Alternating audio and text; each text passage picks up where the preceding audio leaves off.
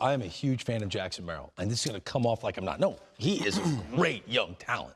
But to be a top 25 player in the sport after 1 year, majority of the season he was hitting 7th, trying to figure it out. I have a hard 24 is aggressive. No, it's aggressive, but it's right on. It's spot on. Really? When you talk about this type of talent, I think the biggest thing is, we said it with Jackson Churio. I'm gonna say about this. We talk about versatility.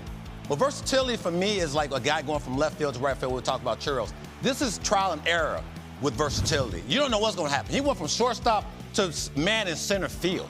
So when you think about, going a career where they start the season, he gets his first knock, and you're like, okay, here we go. The boy's showing some love.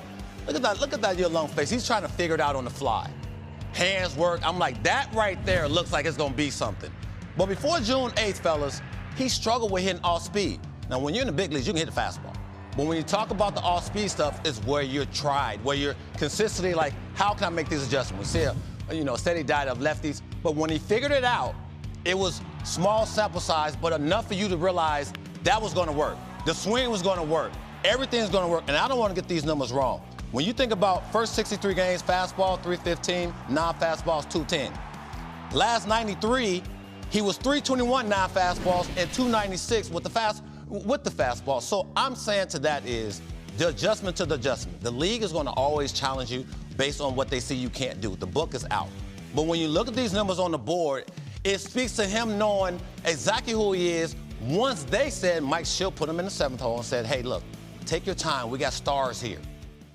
But you're going to have to figure out. I love him. You like 24? No, you like 24? No, you don't love him that much. No, I do. But those numbers, they're not fly off the charts for you. That's what I have a problem with. 24? You're cool at 24? No, I disagree. I think to your point, I think he's a good player. I like him a lot. But if next year he hits 18 home runs and hits 270 and has a 320 on base, I'm not going to be shocked by it. And his story's a great story, which has kind of taken the move up the board, I think, because he went from shortstop to center field. That's an amazing thing that happened. But it comes down to production. And he was a 4.4 WAR player, which is good.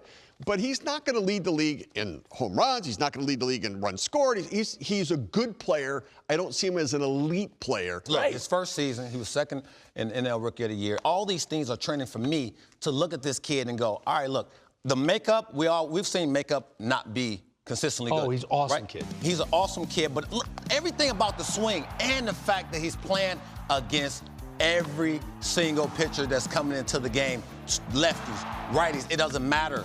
And I think that's what Mike Schill did to him. He said, look, you're this guy. You're going to be the guy that's going to get the game changes when we need it the most. You're going to be able to do what he had to stretch in the middle of the season.